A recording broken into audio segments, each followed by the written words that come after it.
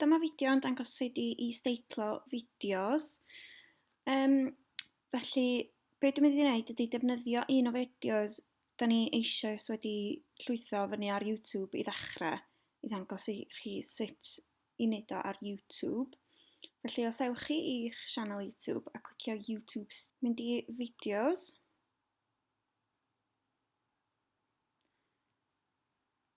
Dewis y fideo ydych chi eisiau is-deitlo a clicio ar y botwm More Options. Allwch chi weld fan hyn bod na ddim is-deitlau hyd yma. Allwch chi glicio Subtitles.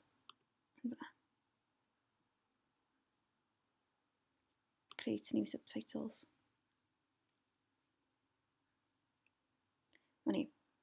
Rwan mae YouTube wedi adnabod yr amseroedd gwahanol yn y fideo ble mae yna lais yn siarad. Felly, beth sydd angen wneud ydy gwrando ar y fideo a teipio beth sy'n cael ei ddeud. Felly, mae hwn yn mynd i fod yn rhyfedd achos fyddwch chi'n clywed fi'n siarad ar y fideo yma hefyd. O'n i'n meddwl swn i'n gwneud fideo yn dangos sut i ddefnyddio TweetDeck. Felly, dwi'n mynd i deipio fan hyn be oedd yn cael ei ddweud.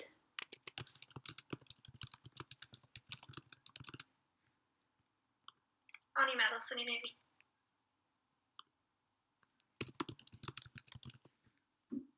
yn dangos sut i ddefnyddio TweetDeck.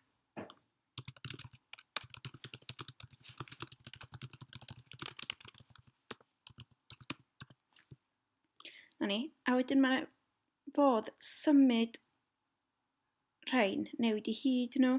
So, dydwch bod chi eisiau i'r testun gario ymlaen yn hirach na'r llais.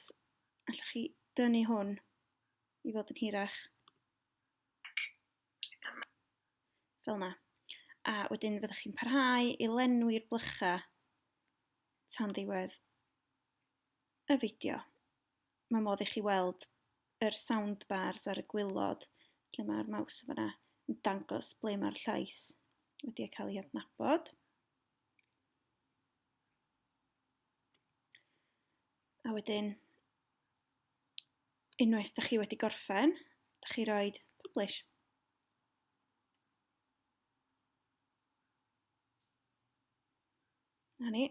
A wedyn, os ydych chi eisiau rhoi is-deitlau mewn iaith arall, enghraifft yn Saesneg, allwch chi ddewis yr un Saesneg. Yr un peth wedyn, yr un broses. A mae'r Gymraeg yn ymddangos fan hyn, felly dim angen I chi ail-wrando ar bob peth. Mwyn lawrlwytho yr closed captions, ydych chi'n pwyso Action, Download, a mae'n cadw y ffeil I chi.